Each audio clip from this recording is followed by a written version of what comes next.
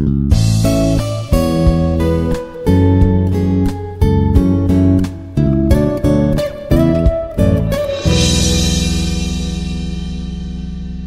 ஆண்டவருடைய வார்த்தையை இந்த நேரத்தில் தியானிப்போம்.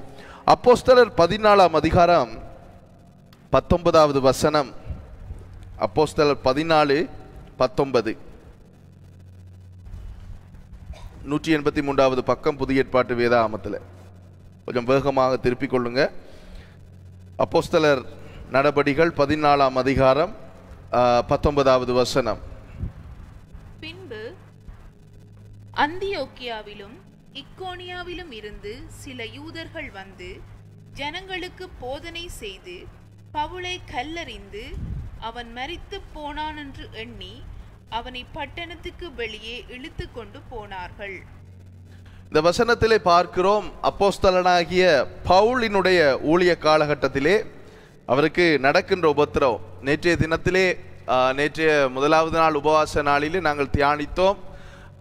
இருளின் நாட்களில் என்ற தலைப்பிலே நாங்கள் தியானித்தோம். அப்போ இருளின் நாட்கள் எப்படி இருக்கும்? இருள் மூடுமா? வேத வார்த்தைகள் நமக்கு என்ன கற்றுக் கொடுக்கிறது? கடைசி நாட்களிலே இயேசு கிறிஸ்துனுடைய வருகை நாட்கள் அல்லது திருச்சபை எடுத்துக்கொள்ளப்படும் நாட்களிலே இந்த உலகத்திலே இந்த பூமியிலே எப்படிப்பட்டதான சூழ்நிலை காணப்படும் என்று பரிசுத்த வேதாகமம் நமக்கு கற்றுக் கொடுக்கிறது என்று சொல்லி சில வார்த்தைகள் மூலமாக, அதாவது ஏசாயா 60ஆம் அதிகாரம் 2வது வசனம், யோவேல் தீர்க்கதரிசியினுடைய புத்தகம் 2வது அதிகாரத்திலே இருந்து நாங்கள் சில வார்த்தைகளை தியானித்தோம். இன்றைய நாளிலே நாங்கள் தொடர்ந்து தியானிக்க இருக்கிறோம் வேத வார்த்தைகளை. இந்த வசனத்திலே நாங்கள் பார்த்தோம், பின்பு அந்தியோக்கியாவிலும் இக்கோனியாவிலும் இருந்து சில யூதர்கள் வந்து ஜனங்களுக்கு போதனை செய்து பவுலை கல்லறிந்து அவன் மரித்து போனான் என்று எண்ணி அவனை பட்டணத்துக்கு வெளியிலே இழுத்து கொண்டு போனார்கள். நம்ம எல்லாருக்கும் தெரியும் பவுல் அப்போஸ்தலன் எப்படிப்பட்டவர், எப்படிப்பட்ட திறமை கொண்டவர், எப்படிப்பட்ட ஒரு கல்விமான், எப்படிப்பட்டவர். அவர் நியாயப்பிரமாணத்தை எந்த விதமாக அவர் கற்றுக்கொண்டார் என்று சொல்லி பரிசுத்த வேதாகமம் தெளிவாக நமக்கு போதிக்கிறது. கமாலியலுடைய பாதத்தில் அமர்ந்திருந்து நியாயப்பிரமாணத்தை முறைப்படி கற்றுக்கொண்ட ஒரு சிறந்த திறமை மனிதன் பவுல் அப்போஸ்தலன். அப்ப வேத காலத்திலே இந்த பவுலுக்கு கூட எப்படிப்பட்டதான உபத்திரவம் இருந்தது என்று சொல்லி நாங்கள் பார்க்கலாம் இந்த வசனத்தினூடாக. அவன் பவுல் அப்போஸ்தலன் அழைக்கப்பட்டதன் நோக்கம் யூதர்களுக்கு அல்ல, புறஜாதிகளுக்கு நற்செய்தியை சுவிசேஷத்தை பிரசங்கிப்பதற்காக அழைக்கப்பட்ட ஒரு ஊழியக்காரன் தான் அப்போஸ்தலனாகிய பவுல். அப்போஸ்தலனாகிய பவுலை முன்பதாக சவுல் என்று சொல்லி அழைத்தார்கள். அவன் ஒரு பெஞ்சமின் கோத்திரத்தை சேர்ந்தவன். அவருடைய வாழ்க்கையிலே அவரும் கிறிஸ்தவத்துக்கு விரோதமாகவும் தேவனுடைய ஜனங்களுக்கு விரோதமாகவும் சீஷர்களுக்கு விரோதமாக அப்போஸ்தலர்களுக்கு விரோதமாக செயல்பட்ட ஒரு மனிதன். நீங்கள் அதை அப்போஸ்தலர் 9ஆம் அதிகாரத்துக்கு முதல்ல வாசித்து பார்க்கலாம். அவருடைய தலைமையிலே ஸ்டீஃபன், அதாவது ஸ்தேவான் என்று சொல்லப்படுகின்ற ஒரு சீஷன் கல்லறிந்து கொலை செய்யப்படுகிற சம்பவம் பரிசுத்த வேதாகமத்திலே பதிவு செய்யப்பட்டிருக்கிறது. ஸ்தேவானை அவர்கள் பந்தி விசாரிப்புக்காக அழைத்தார்கள். அவர் பெரிய அப்போஸ்தலன் அல்ல ஸ்தேவான். அவர் சாப்பாடு பரிமாறுறதுக்கு அழைக்கப்பட்ட அந்த பொறுப்பு கொடுக்கப்பட்ட ஒரு ஊழியன். பிலிப்பு, ஸ்தேவான் இவர்களெல்லாம் அந்த டீமை சேர்ந்தவங்க தான், அந்த குழுவை சேர்ந்தவங்க. ஆனால் இவர்களால் சும்மா இருக்க முடியவில்லை. என்ன சும்மா இருக்க முடியல? சாப்பாடை பரிமாறிட்டு நமக்கு என்னத்துக்கு வேண்டாத வேலை, சாப்பாடை கொடுத்து போட்டு வேலையை பார்த்துட்டு போயிருக்கலாம். ஆனால் இவர்கள் என்ன செய்தார்கள் என்று சொன்னால், பரிசுத்த ஆவியானவரினாலே நிரப்பப்பட்டு இருந்தபடினாலே அவர்கள் போய் சுவிசேஷத்தை சொன்னார்கள். மற்றவர்களும் ரட்சிக்கப்பட வேண்டும், எப்படியாவது நான் இயேசுவை குறித்து, இயேசுவை அறியாத இன்னொருவருக்கு நான் சொல்ல வேண்டும் என்கின்ற இருதயத்தின் பாரத்தினாலே பரிசுத்த ஆவியானவரினாலே வழிநடத்தப்பட்டதுபடினாலே இந்த ஸ்தேவான் போய் சுவிசேஷம் சொல்லும் பொழுது அவர் மாட்டிக்கொண்டார். அவரை கொண்டு வந்து என்ன செய்கிறாங்க? கல்லறிந்து கொலை செய்தார்கள். இவனுடைய கொலைக்கு இந்த பவுலும் சம்மதித்திருந்தான் என்று சொல்லி நீங்கள் வேத புத்தகத்தில் வாசிக்கலாம். இப்ப இந்த பவுல் தமஸ்கு தெருவிலே சீஷர்களை துன்புறுத்துவதற்கு போய்கொண்டிருக்கும் பொழுது இயேசுவை தரிசிக்கிறார். தரிசிக்கும் பொழுது அவருடைய வாழ்க்கை மாற்றப்படுகிறது. அவரும் எப்படி மாறுகிறார்? இயேசுவை பிரசங்கிக்கின்ற ஒரு பிரசங்கியாளராய் மாறுகிறார். இயேசுவை குறித்து நற்செய்தியை சொல்லுகின்ற ஒரு ஊழியக்காரனாக பவுல் அப்போஸ்தலன் மாறுகின்றதை பார்க்கிறோம். இப்ப இந்த அப்போஸ்தலனாகிய பவுல் அந்தியோக்கியா என்று சொல்லப்படுகின்ற ஒரு புறஜாதி நகரத்திலே, இக்கோனியா என்று சொல்லப்படுகின்ற ஒரு புறஜாதி தேசத்திலே இவர் ஊழியங்களை செய்து கொண்டிருக்கும் பொழுது சில யூதர்கள் வந்து என்ன செய்கிறார்கள்? ஜனங்களுக்கு போதனை செய்கிறார்கள். அந்த காலத்திலேயே கள்ள உபதேசங்கள் எழும்ப ஆரம்பித்து விட்டது. யூதர்கள் என்ன போதனை செய்தார்கள்? நீங்கள் விருத்த சேதனம் செய்தால்தான் ரட்சிக்கப்படலாம், இயேசுவை ஏற்றுக்கொண்டால் மாத்திரம் நீங்கள் ரட்சிக்கப்பட முடியாது என்று சொல்லி அவர்கள் புறஜாதியருக்கு அவர்கள் போதித்தார்கள். அப்ப இந்த போதனைக்கு விரோதமாக செயல்பட்டவர் அப்போஸ்தலனாகிய பவுல். பவுல் அப்போஸ்தலன் விருத்த சேதனத்துக்கு விரோதமானவர் அல்ல. பவுலும் விருத்த சேதனம் பெற்ற ஒரு யூதன்தான். ஆனால் புறஜாதியர்கள் அவர்கள் அதை செய்ய வேண்டியதில்லை என்று சொல்லி அவர் போதித்தார். ஏனென்றால் கிரியைகளினாலே நாங்கள் செய்கிற புண்ணியங்கள், நாங்கள் செய்கிற தான தர்மங்கள், மற்றவர்களுக்கு கொடுத்து உதவி செய்கிற இதுகளால் நாங்கள் ரட்சிக்கப்படுவதில்லை. இயேசு கிறிஸ்துவை சொந்த இரட்சகராக ஏற்றுக்கொண்டு அவர் ஒருவரே தேவன் என்று விசுவாசிப்பதினாலே தான் நாங்கள் ரட்சிக்கப்படுகிறோம் என்று எபேசியர் 2ஆம் அதிகாரத்தில் அவர் எழுதியிருந்தார். இப்போ இப்படியான சூழ்நிலையில் அப்போஸ்தலனாகிய பவுல் பெரிய திறமை உள்ளவர், பரிசேயன், கமாலியல் என்று சொன்னால் எருசலேம், நான் உங்களுக்கு சொல்லியிருக்கிறேன் அப்படிப்பட்டவர்கள் எங்கே இருப்பாங்கன்னு சொல்லி. அவர்கள் எருசலேமில் மாத்திரம்தான் இருப்பார்கள். நிக்கதேமுவை போல குவாலிஃபைடான திறமைசாலிகள் இவர்கள். வேதத்தை இப்படி பேசக்கூடிய ஆக்கள், என்னை விட நான் இந்த காலத்தில் இருக்கிற பெரிய பெரிய ஆக்களை விட திறமைசாலியான ஒரு மனிதன் பவுல். ரோமாபுரியர்களுடைய லத்தீன் மொழியை அறிந்திருந்தார், கிரேக்க மொழியை அறிந்திருந்தார், எபிரேய மொழியை அறிந்திருந்தார், பல மொழிகள் அவருக்கு தெரிந்த ஒரு நபர். ஆனால் இப்பொழுது இயேசுவுக்காக என்ன நடக்குது பவுலுக்குன்னு சொன்னா, பவுலை கல்லெறிந்தார்கள். கல்லெறிந்து அவன் மரித்து போனான் என்று எண்ணி அவனை எறிஞ்சு போட்டு விட்டுடும் போல அவனை பட்டணத்துக்கு வெளியிலே தொரண்டு இழுத்து கொண்டு போனார்கள். அவ்வளவு கோபம். ஓகே, 20வது வசனத்தை பாருங்க. சீஷர்கள் அவனை சூழ்ந்து நிற்கையில் அவன் எழுந்து பட்டணத்திற்குள் பிரவேசித்தான். மறுநாளில் பர்னபாவுடனே கூட தெர்பேக்கு புறப்பட்டு போனான். இப்போ என்ன நடக்குது? இவன் செத்துட்டான் என்று சொல்லி அவங்க விட்டுட்டு போயிட்டாங்க. ஆனால் இவன் என்ன செய்யறான்? இவன் திருப்பி எழும்பி பர்னபாவோட திருப்பி நான் நினைக்கிறேன் கல்லறி விழுந்த காயம் கூட மாறல, திருப்பி போறான். என்னத்துக்கு? ஊழியத்துக்கு போகிறான். 21வது வசனம். அந்த பட்டணத்தில் அவர்கள் சுவிசேஷத்தை பிரசங்கித்து அநேகரை சீஷனாக்கின பின்பு லீஸ்திராவுக்கும் இக்கோனியாவுக்கும் அந்தியோவுக்காவும் திரும்பி வந்தார்கள். இப்ப பவுல் அப்போஸ்தலன் என்ன செய்கிறார்? பர்னபாவோட அவர் எங்க போகிறார்? தெர்பே என்கின்ற ஒரு பட்டணத்துக்கு போய் சுவிசேஷத்தை பிரசங்கிக்கிறார். அதுக்கு பிறகு திருப்பியும் லீஸ்திரா, இக்கோனியா, அந்தியோக்கியா பட்டணத்துக்கு திரும்பி வந்து சீஷருடைய 22வது வசனம், சீஷருடைய மனதை திடப்படுத்தி விசுவாசத்திலே நிலைத்திருக்கும்படி அவர்களுக்கு புத்தி சொல்லி. இதுதான் நாங்கள் முக்கியமாக பார்க்க வேண்டிய விஷயம். விசுவாசம் மனுஷனுடைய வாழ்க்கையில், அதாவது ஒரு கிறிஸ்தவனுடைய மறுபுறப்படைந்த தேவ பிள்ளையினுடைய வாழ்க்கையில் என்ன இருக்க வேண்டும்? விசுவாசம் இருக்க வேண்டும். எபிரேயர் 11ஆம் அதிகாரத்தில் நீங்கள் வாசிச்சீங்கன்னு சொன்னால் தெரியும், விசுவாசம் இல்லாமல் தேவனை பிரியப்படுத்துவது கூடாத காரியம் என்று சொல்லி அங்கே எழுதப்பட்டிருக்கிறது. இன்றைக்கு பலர் நினைக்கிறார்கள் பலவிதமாக தேவனை பிரியப்படுத்தலாம் என்று. இலங்கையிலே ஒரு போதகர், அவர் ஒரு தீர்க்கதரிசி என்று அழைக்கப்படுகிறவர், மிகவும் பிரபல்யமானவர். அவர் பிரசங்கித்தார், பணத்தினாலே தேவனை பிரியப்படுத்தலாம், விசுவாசம் எல்லாம் தேவையில்லை. என்னண்டு? பணத்தினால தான் தேவனை பிரியப்படுத்தலாம், பரிசுத்த ஆவியானவருக்கு பணத்தின் மேலே ஆசை உண்டு என்றெல்லாம் பிரசங்கித்தார் அவர். ஏனென்றா இவருக்கு அந்த ஆசை உண்டு. அதனால எப்படியாவது ஜனத்திலிருந்து காசை பறிமுதல் செய்யணும், தண்ட பக்கம் எடுத்துக்கொள்ளணும் என்றதுக்காக இப்படியெல்லாம் வித்தியாசமாக போதனைகளை அவர் பிரசங்கித்தார். அப்ப விசுவாசம் தான் நம்முடைய விசுவாசம். நாம கொடுக்கிற காணிக்க, தசமபாகம் நம்ம எதுவுமே இல்லை. நாம் அவர் மீது கொண்டிருக்கின்ற விசுவாசம். விசுவாசம் என்கிறது எப்படிப்பட்டதென்றால் அது உண்மையா இருக்கும். ஆண்டவரை எந்த நேரத்திலும் எந்த நிலையிலும் நாம் அவருக்கு உண்மையாக இருக்கின்ற ஒரு சூழ்நிலை.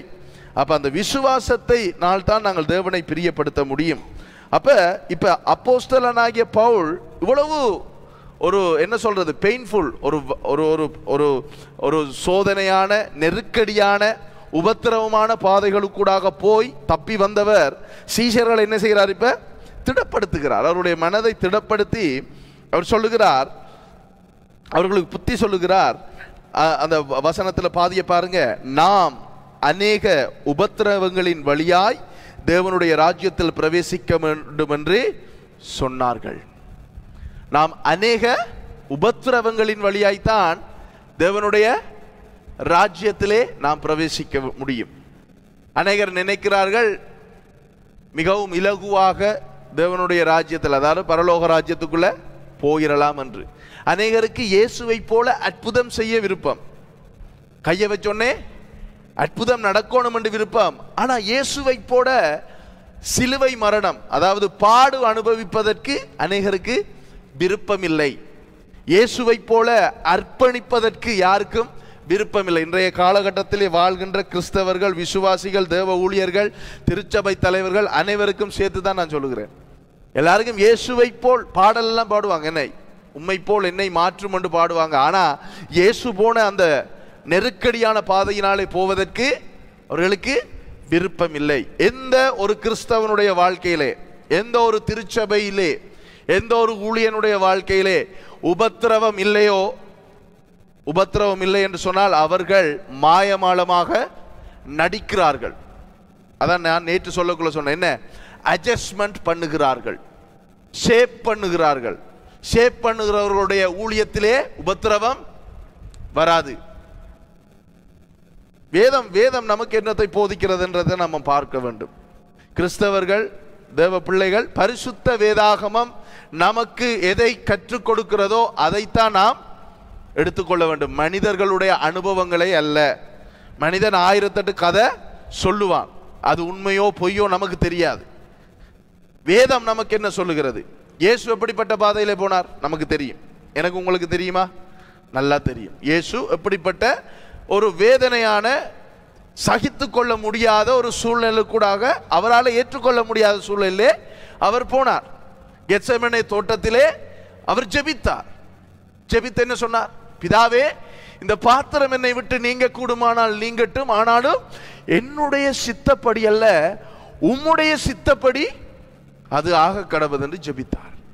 இன்னைக்கு எல்லாருக்கும் இயேசுவை போல அற்புத அடையாளங்கள் செய்ய விருப்பம், கடலின் மீது நடக்க விருப்பம், கை வச்சோடனே குருடன் பார்வை அடையணும், கை வச்சோடனே பேதுருவின் மாமி எழுந்து நடந்தது போல நடக்க விருப்பம், நடக்க பண்ண விருப்பம். ஆனா இயேசுவினுடைய வாழ்க்கையை இந்த பூமியிலே அவர்களுக்கு வாழ்வதற்கு விருப்பம் இல்லை. அநேக நேரங்களிலே இயேசு என்றால் பிரசங்கம் பண்ணுகின்ற விதங்கள் வித்தியாசம். கண்ணீரை துடைப்பார், கவலைகளை போக்குவார், ஆசீர்வதிப்பார், பணம் தருவார், இதுதான் போதிக்கிறாங்க. இதெல்லாம் இல்லை. இயேசு இந்த பூமியிலே வந்தது இதெல்லாம் செய்கிறதுக்கு, சாபத்திலிருந்து மனிதனை, மனுக்குலத்தை மீட்பதற்கு, பாவத்திலிருந்து மனுக்குலத்தை மீட்பதற்கு வந்தார். அது உண்மைதான், இல்லைன்னு சொல்லல. அதே நேரத்தில் அவர் அடிக்கடி நான் வேதத்திலே சொல்லுகிற ஒன்று, கொரிந்தியர் புத்தகத்தில் இருக்கிறது, அவர் முதலாம் ஆதாம் என்ன செய்தான்? பாவத்தில் முழு மனுக்குலத்தையுமே கொண்டு போய் சிக்க பண்ணினான், பூமியையும் பாவத்துக்குள்ளையும் சாபத்துக்குள்ளையும் கொண்டு போனார். இரண்டாம் ஆதாமாகிய இயேசு கிறிஸ்து கர்த்தர் இந்த பூமிக்குள்ளே வந்து என்ன செய்தார்? மனிதன், அதாவது தேவ சாயலாக படைக்கப்பட்ட மனிதன் எப்படி வாழ வேண்டும் என்பதை 33.5 வருடம் இந்த பூமியில் அவர் உதாரணமாக வாழ்ந்து காட்டினார்.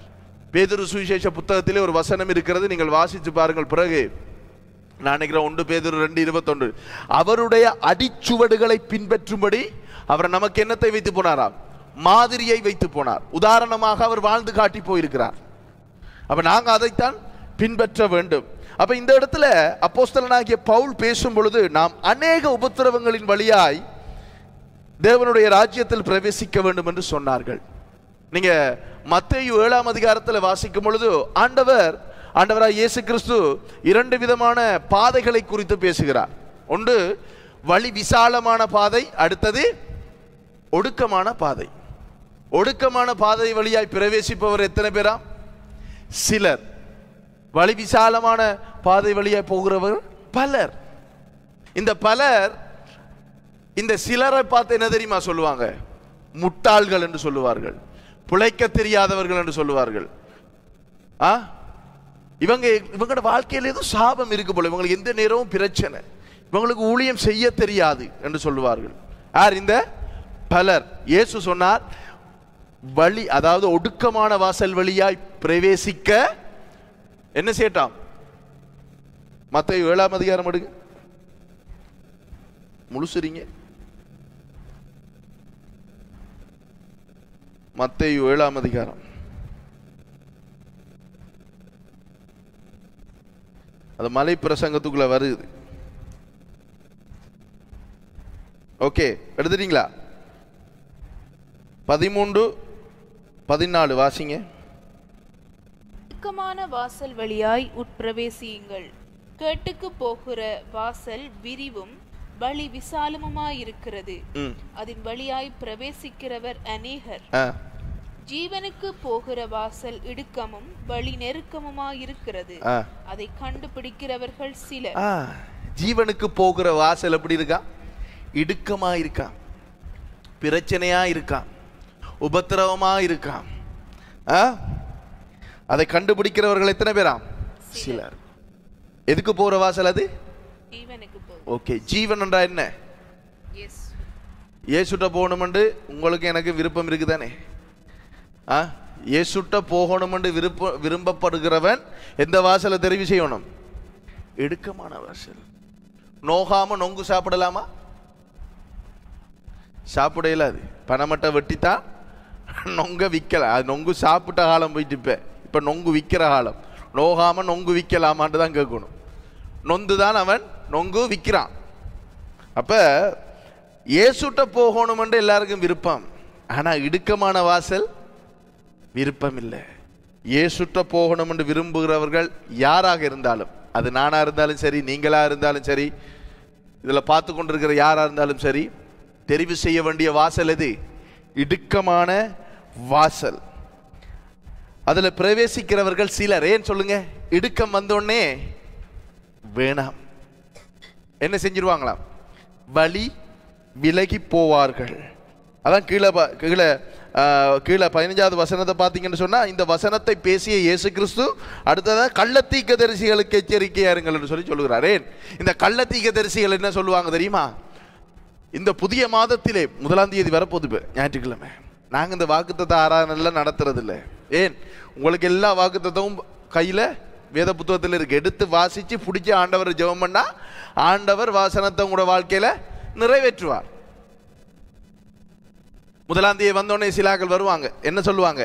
இந்த மாதத்திலே உங்களுக்கு பெரிய காரியம் நடப்பதாக, உங்களுக்கு அற்புதம் நடப்பதாக, உங்களுக்கு அதிசயம் நடக்கும்.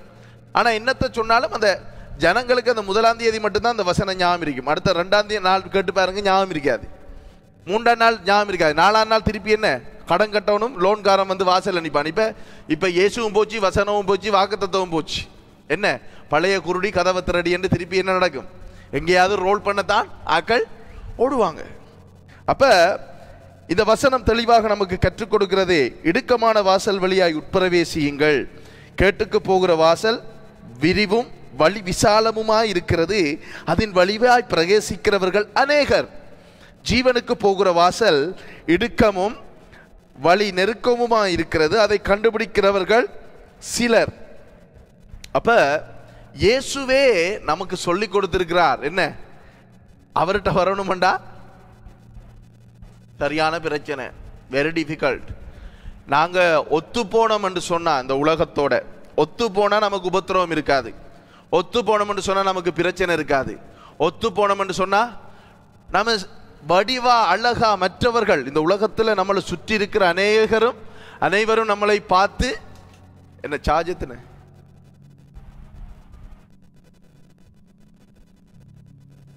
இந்த உலகத்தில் இருக்கிற மற்ற எல்லாரும் நம்ம பார்த்து, எலோய் சும்மா இருங்க அப்பம், இல்லைன்னா எழும்பிட்டு வெளியில போங்க. அப்ப மற்ற எல்லாரும் நம்மளை பார்த்து சந்தோஷப்படுவாங்க. இப்ப நம்ம விசாலமாய் வாழும் பொழுது என்ற எல்லா வசதியும் நமக்கு உண்டாயிருக்கும்.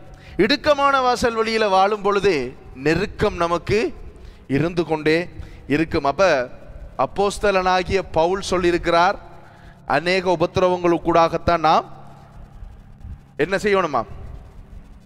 தேவனுடைய ராஜ்யத்தில் பிரவேசிக்கணும். இயேசு என்ன சொன்னார்? என்னிடத்தில் வரணும்டா ஜீவனுக்கு போகணும் என்று சொன்னா என்ன செய்யணும்? உனக்கு பிரச்சனை இருக்கும், நெருக்கம் இருக்கும் என்று சொல்லி இயேசு சொன்னார். நெருக்கம் எவருடைய வாழ்க்கையில இல்லையோ, நான் திருப்பியும் சொல்றேன் இந்த கதையை, அதாவது இந்த வார்த்தையை நான் உங்களுக்கு திருப்பியும் சொல்றேன், கதையல்ல, இந்த வசனத்தை உங்களுக்கு திருப்பி சொல்றேன். எவனுடைய வாழ்க்கையில, எந்த கிறிஸ்தவனுடைய வாழ்க்கையில, எந்த போதகருடைய வாழ்க்கையில, எந்த ஊழியக்காரனுடைய வாழ்க்கையில இடுக்கமான வாசல் இல்லையோ, நெருக்கம் இல்லையோ, உபத்திரவம் இல்லையோ, உடைக்கப்படுதல் இல்லையோ, அவன் தேவ பக்தியின் வேஷத்தை தரித்திருக்கிறான். அவன் எப்படி வாழ்றான் தெரியுமா? அந்த உலகத்துல ஆட்டுத்தோல் போர்த்திய ஓனாயை போல வாழ்கிறான். 2 தீமோத்தேயு 3ஆம் அதிகாரம் எடுங்க. 2 தீமோத்தேயு புத்தகம் 3ஆம் அதிகாரம். இந்த வார்த்தைகளும் அப்போஸ்தலனாகிய பவுல் தன்னுடைய ஆவிக்குரிய மகனாகிய தீமோத்தேயுக்கு எழுதிய வார்த்தைகள் தான். ஓகே, 2 தீமோத்தேயு 3ஆம் அதிகாரம் 11வது வசனம், 11வது வசனத்தை வாசிங்க. அந்தியோக்கியா, இக்கோனியா, லீஸ்திரா என்னும் பட்டணங்களில் எனக்கு உண்டான துன்பங்களையும் பாடுகளையும் நன்றாய் அறிந்திருக்கிறாய். நாங்க அப்போதைய அப்போஸ்தலர் 14ஆம் அதிகாரத்துல இதே பட்டணங்களை வாசிச்சோமா இல்லையா? அப்ப ஆவியானவர் 2-3 சாட்சிகளால அதை அங்கீகரிக்கிறவராய் இருக்கிறார். அப்ப அதே விஷயத்தை இங்க எழுதப்படுது. ஓகே, எவ்வளவோ துன்பங்களை சகித்தேன், இவை எல்லாவற்றினின்றும் கர்த்தர் என்னை நீக்கலாக்கி விட்டார். இந்த காலத்துல பாஸ்டர்மார் ஊழியக்காரர்கள் என்ன சொல்ல, நான் இந்த பட்டணத்திலே போனேன், இந்த பட்டணத்திலே எனக்கு நிறைய காணிக்கைகள் கிடைத்தது. என்ன கிடைத்தது? நிறைய காணிக்கைகள் கிடைத்தது, நிறைய ஆசீர்வாதங்களை நான் சந்தித்தேன் என்று சொல்லுவார்கள். ஆனா அப்போஸ்தலனாகிய பவுல், இயேசு கிறிஸ்துவுக்கு ஊழியம் செய்த தேவனுடைய மனுஷன் சொல்லுகிறான், நான் இந்த பட்டணங்களில் எனக்கு உண்டான துன்பங்களையும் பாடுகளையும் நன்றாய் அறிந்திருக்கிறார். ஏன் துன்பம் வந்துச்சு? அவர் இயேசுட்ட போகணும் என்று தான் ஊழியம் செஞ்சார். அவர் இங்க தனக்கு சில வைக்கணும் என்று ஊழியம் செய்யல, தனக்கு சொத்து சேர்க்கணும் என்று ஊழியம் செய்யல, தனக்கு வளவு சேர்க்கணும் என்று ஊழியம் செய்யல, தன் பேங்க்ல காசு சேர்க்கணும் என்று சொல்லி பவுல் அப்போஸ்தலன் ஊழியம் செய்யல. அவருடைய ஒரே நோக்கம் என்ன? இயேசுவை நான் சென்றடைய வேண்டும். கர்த்தருக்கு முன்பாக நான் நிற்கும் பொழுது என்ன, கர்த்தர் எஜமான் என்னை பார்த்து என்னன்னு கூப்பிடணும், உண்மையும் உத்தமம் உள்ள ஊழியக்காரனை எஜமானுடைய சந்தோஷத்திலே பிரவேசி என்று அவனை கூப்பிட வேண்டும். அதற்காக ஊழியம் செய்தார். அப்ப எவ்வளவோ துன்பங்களை சகித்தேன், எவ்வளவோ சந்தோஷமாக இருந்தேன். அப்படி எழுதியிருக்கார். என்ன எழுதியிருக்கார் அப்போஸ்தலன் பவுல்? எவ்வளவோ சந்தோஷமாக இருந்தேன். எனக்கு ஒரு ஆக்சுவலி இந்த 7 ஸ்டார் ஹோட்டல்ல எனக்கு மார்னிங் பிரேக்ஃபாஸ்ட் புக் பண்ணியிருந்தார்கள். ஒரு 5 ஸ்டார் ஹோட்டல்ல நான் டின்னர் சாப்பிட்டேன். இதெல்லாம் சாப்பிடக்கூடாதுன்னு நான் சொல்லல, அப்போஸ்தலனாகிய பவுல் அதை எழுதல்ல. என்ன எழுதியிருக்கிறார்? எவ்வளவோ துன்பங்களை நான் சகித்தேன், எவ்வளவோ நல்ல சாப்பாடுகளை சாப்பிட்டேன், ஏசி காரிலே போனேன், பெரிய பெரிய ஏசி ஹோட்டலிலே தங்கினேன். இதெல்லாம் எழுதல்ல. எவ்வளவோ துன்பங்களை சகித்தேன், இவை எல்லாவற்றின்றும் கர்த்தர் என்னை நீங்களாக்கி விட்டார். 12வது வசனம், அன்றியும் கிறிஸ்து இயேசுவுக்குள், அதை வாசிங்க. அன்றியும் கிறிஸ்து இயேசுவுக்குள் தேவ பக்தியாய் நடக்க மனதாயிருக்கிற யாவரும் துன்பப்படுவார்கள். தேவ பக்தியாய் கிறிஸ்து இயேசுவுக்குள் நடக்க மனதாயிருக்கிற, விருப்பமாயிருக்கிற, ஆசையாயிருக்கிற யாவரும் சந்தோஷமாயிருப்பார்கள், ஆசீர்வதிக்கப்படுவார்கள். அப்படியா இருக்கு நம்மட பிரசங்கங்கள் இன்றைக்கு எங்க போகுது? எந்த நேரமும் ஆசீர்வாதத்தை பத்தி தான் போகுது. எந்த நேரமும் எப்படி நான் நல்லா இருக்கலாம், எந்த பிள்ளைகள் எப்படி நல்லா இருக்கலாம், எந்த பிள்ளைகள் எப்படி வெளிநாட்டில் செட்டில் பண்ணலாம், என்னுடைய மனைவி எப்படி நல்லா இருக்கலாம், எந்த மேக்கப் பியூட்டி பார்லரில் பியூட்டிஷியன்ட்ட போய் பியூட்டி இந்த முகத்தை அலங்கரிக்கலாம் என்றதான் இன்றைக்கு போகுதே ஒழிய, எப்படி நயவஞ்சகமாக விசுவாசிகளுடைய காணிக்கை தசமபாகத்தை அட்ட ரத்தம் குடிக்கிறதுமாய் குடிக்கலாம் என்றதுதான் தந்திரமான பிரசங்கங்கள் போகுதே ஒழிய, தேவ பக்தியாய் பரிசுத்தமாய் ஆண்டவருக்காய் வைராக்கியமாய் நீ வாழ வேண்டும் என்று சொல்லி பிரசங்கங்கள் இன்றைக்கு இல்லை. அதான் 12வது வசனத்தில் பாருங்க, அன்றியும் கிறிஸ்து இயேசுவுக்குள் தேவ பக்தியாய் நடக்க மனதாயிருக்கிற யாவரும் சந்தோஷமா இருப்பார்கள், துன்பப்படுவார்கள். நீங்க கிறிஸ்து இயேசுவுக்குள்ள, முதலாவது கிறிஸ்து இயேசுக்குள்ள இருக்கணும், அடுத்தது கிறிஸ்து இயேசுவுக்குள்ள தேவ பக்தியாய் நடக்க நீங்க மனதா இருக்கணும். இது ரெண்டும் இருந்தா உங்களுக்கு துன்பம் வரும். நீங்க துன்பத்துக்குள்ள போகணும்னு விரும்பலன்னு சொன்னா டிமிக்கி அடிக்கலாம். எப்படி அடிக்கலாம்? டிமிக்கி அடிக்கலாம். அதான் இயேசு ஒரு இடத்துல சொன்னார், 2 எஜமான்களுக்கு நீ ஊழியம் செய்ய ஒருவனாலும் கூடாது, ஒருவனை பகைத்து ஒருவனை சிநேகிப்பான், 2 தோணில கால் வைக்கலான்னு சொல்லி நம்ம உலகத்துல சொல்லுவோம். வச்சா என்ன நடக்கும்? கவடு கிளியும் என்று சொல்லுவாங்க. அப்ப நம்மட வாழ்க்கையில துன்பம் இல்லை என்றால் நாம் ஆராய்ந்து பார்க்க வேண்டும். என்னத்தை? நாம தேவ பக்தியாய் நடக்கிறோமா இல்லையான்னு சொல்லி. நம்முடைய வாழ்க்கையில துன்பம் இல்லை, நாங்க ஆண்டவருக்காக எதுவுமே சீரியஸா இல்லைன்னு சொன்னா நாங்க தேவ பக்தியாய் நடக்கவில்லை. நாங்கள் ஞாயிறு தோறும் கர்த்தருடைய சமூகத்திலே வருகிறோம், ஜெப கூட்டங்களுக்கு நாங்கள் வருகிறோம், நாங்கள் வேத படிப்புக்கு வருகிறோம், சகலத்திலே கலந்து கொள்கிறோம். ஆனால் நாங்கள் தேவ பக்தியின் வேஷத்தை தரித்திருக்கிறோம். அது நாங்கள் ஆராய்ந்து பார்க்க வேண்டும். ஒருவேளை உங்களுக்கு இப்படி பேசும் பொழுது நேரலையில் பார்க்கிறவங்க அல்லது இந்த பிரசங்கத்தை பார்க்குறவங்க கேட்குறவங்களுக்கு பிடிக்காம இருக்கலாம். இது நான் தயார்படுத்தல. ஆவியானவர் இந்த காலகட்டத்திலே உங்களை விழிப்படைய பண்ணுவதற்காக, நீங்கள் எச்சரிப்பாக இருப்பதற்கு, நீங்கள் நித்திய ஜீவனுக்குள்ளே பிரவேசிப்பதற்கு உங்களை ஆயத்தப்படுத்த வேண்டிய பொறுப்பு என் மீது விழுந்திருக்கிறது. அது நீங்க ஒருவராக இருந்தாலும், 2 பேராக இருந்தாலும், 3 பேராக இருந்தாலும், 4 பேராக இருந்தாலும், எத்தனை பேராக இருந்தாலும், உங்களுடைய ஆத்துமாவை குறித்த கணக்கொப்புவித்தல் எனக்கு கொடுக்கப்பட்டிருக்கு. அப்ப நான் இடத்துல வந்து நின்று உங்களை ஷேப் பண்ற மாதிரி, பட்டர் அடிக்கிற மாதிரி, இப்ப நமக்கு நம்முடைய கோப்பி சபைக்கு இவ்வளவு பணம் தேவைப்படுது, அதை எப்படி நம்ம தந்திரமாக நாங்கள் அதை சேர்த்து கொள்ளலாம் என்று சொல்லி எல்லாம் நாம் பிரசங்கம் பண்ணலாம். ஆனா அதை பத்தி பேசல. ஆவியானவர் சபைகளுக்கு சொல்லுகிறதை காதுள்ளவன் கேட்க கடவன். அப்ப இந்த இடத்துல அன்றியும் கிறிஸ்து இயேசுவுக்குள் தேவ பக்தியாய் நடக்க மனதாயிருக்கிற யாவரும் துன்பப்படுவார்கள். 13வது வசனம், பொல்லாதவர்களும் எத்தர்களுமானவர்கள் மோசம் போக்குறவர்களாகவும் மோசம் போகிறவர்களாகவும் இருந்து மென்மேலும் கேடுள்ளவராக ஆவார்கள். இந்த தேவ பக்தி இல்லாமல் இருக்கிறவங்க இருக்காங்க தானே, அவங்க எப்படி இருப்பாங்களா? பொல்லாதவர்களாக இருப்பார்கள் என்று இங்கே பரிசுத்த ஆவியானவர் பவுல் அப்போஸ்தலன் மூலமாக தீமோத்தேயு என்கின்ற தன்னுடைய ஆவிக்குரிய மகனுக்கு பேசுகிறார். எத்தர்களுமாய் இருப்பார்கள், மோசம் போக்குறவர்களாக இருப்பார். மோசம் போக்குறபடி ஒருத்தரை நம்ப வச்சு கழுத்த இருக்கிறது. மோசம் போகிற அவங்களும் மோசம் போயிடுவாங்க. மற்றவனையும் மோசம் போக்கி இவங்களும் மோசம் போவாங்க. அதான் மத்தேயு 24 நேற்றும் சொன்னேன். இயேசுவின் வருகைக்கும் உலகத்தின் முடிவுக்குமான முதலாவது அடையாளம் ஆண்டவராய் இயேசு கிறிஸ்து ஒருவனும் உன்னை வஞ்சியாதபடிக்கு எச்சரிப்பாயிரு, மென்மேலும் கேடுள்ளவராவார்கள். 14வது வசனத்துல அப்போஸ்தலனாகிய பவுல் தீமோத்தேயுக்கு சொல்கிறார், நீ கற்று நிச்சயித்து கொண்டவைகளில் நிலைத்திரு. என்னத்துல நிலைத்திருக்கட்டாம்? ஆண்டவருடைய வார்த்தையை நீ கற்றுக்கொண்டாய் தானே, அதுல நிலைத்திரு. ஏன் இப்ப தேவ வசனம் கலப்பணமாக இன்றைக்கு வந்து கொண்டிருக்கிறது. இன்றைக்கு சர்பத் மாதிரி வருகுது ஆண்டவருடைய வார்த்தை. இது உண்மைதானா? இதானா சத்தியம்? இல்லை இதை நம்ம குடிச்சா நமக்கு இல்லை, இதையும் நீங்க எடுக்கலாம், இதையும் எடுக்கும் பொழுது உங்களுக்கு நாங்கள் இவ்வளவு ரூபா தருவோம் என்று சொல்லி பிரசங்கிக்கின்ற பிரசங்கிமார்கள் வேத பாடசாலைகள் இன்றைக்கு வந்து கொண்டிருக்கிறது. நீ கற்று நிச்சயித்து கொண்டவைகளில் நிலைத்திரு, அவைகளை இன்னாரிடத்தில் கற்றாய் என்று நீ அறிந்திருக்கிறதும் அல்லாமல் கிறிஸ்து இயேசுவை பெற்று விசுவாசத்தினாலே உன்னை இரட்சிப்புக்கேற்ற ஞானமுள்ளவனாக்கத்தக்க பரிசுத்த வேத எழுத்துக்களை நீ சிறு வயது முதல் அறிந்தவன் என்று உனக்கு தெரியும். அப்ப பவுல் அப்போஸ்தலன் தீமோத்தேயுக்கு சொல்லும் பொழுது ஞாபகப்படுத்துகிறார், நீ என்னத்தை படிச்சா என்று சொல்லி நினைப்பூட்டிப்பார். உனக்கு சின்ன வயசுல இருந்து வேத வார்த்தைகள் எல்லாம் நன்கு தெரியும். அப்ப மோசம் போக்குறவர்கள், பொல்லாதவர்கள், எத்தர்கள் வருவார்கள். வந்து என்ன செய்வார்கள்? இலகுவாக, சந்தோஷமாக, மிகவும் ஹாப்பியாக, ஜொலியாக, எப்படி தங்களையும் தங்களுடைய குடும்பத்தையும் கம்ஃபர்டபுள் லைஃப்ல, அதாவது சுகபோகமான இடத்துல வச்சு வாழலாம் என்கின்ற போதனை போதிக்கிறவர்கள் வருவார்கள். இவர்கள் யார் என்று சொன்னால் இவர்கள் வேறொருத்தரும் அல்ல, தேவ பக்தியின் வேஷத்தை தரித்த தேவனுடைய ஊழியர்கள் என்று சொல்லிக் கொள்ளுகிறவர்கள்.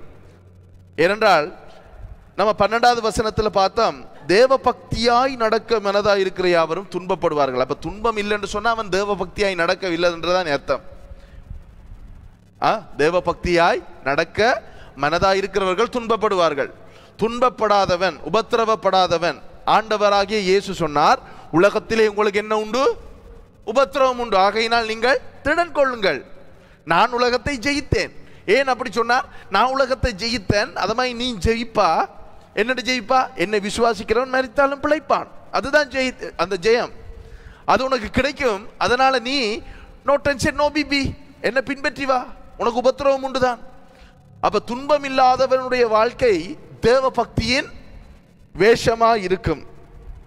ஓகே, 2 தீமோத்தேயு 3ஆம் அதிகாரத்தில் 5வது வசனத்தை பாருங்க. அதுல அந்த பெரிய லிஸ்ட் இருக்குது, அதை நீங்க வாசிச்சு பாருங்க. பிறகு நான் 5வது வசனத்தை மட்டும் நான் பேசலாம் என்று விரும்புகிறேன். ஓகே, 5வது வசனத்தை பாருங்க. 2 தீமோத்தேயு 3ஆம் அதிகாரம் 5ல், தேவ பக்தியின் வேஷத்தை தரித்து அதன் பெலனை மறுதரிக்கிறவர்களாயும் இருப்பார்கள், இப்படிப்பட்டவர்களை விட்டு என்ன செய்யட்டாம்? விலகு. ஆண்டவர் ஒரு கூட்டத்தை விட்டு விலகுன்னு சொன்னா விலகணும், சேரன்னு சொன்னா நம்ம சேரணும். நம்ம யாரோட சேரணும், யாரோட விலகணும்ன்றதை ஆவியானவர் நமக்கு வேத வசனத்திலே அவருடைய வார்த்தைகளின் மூலமாக நமக்கு கற்றுக் கொடுத்திருக்கிறார். ஆகையினால ஆண்டவருடைய வருகையின் நாட்கள் அல்லது திருச்சபை எடுத்துக்கொள்ளப்படும் நாட்கள் மிகவும் சீக்கிரத்திலே நடப்பதற்கு இருக்கிறது. கிறிஸ்தவர்களாகிய நாங்கள், தேவனுடைய ஜனங்களாகிய நாங்கள், தேவ பிள்ளைகளாகிய நாம் ஒவ்வொருவரும் எங்களை நாங்கள் ஆராய்ந்து பார்ப்போம். வேதம் சொல்லுகிறது, நம்மை நாமே நிதானித்தறிந்தால் நியாயம் தீர்க்கப்படும்.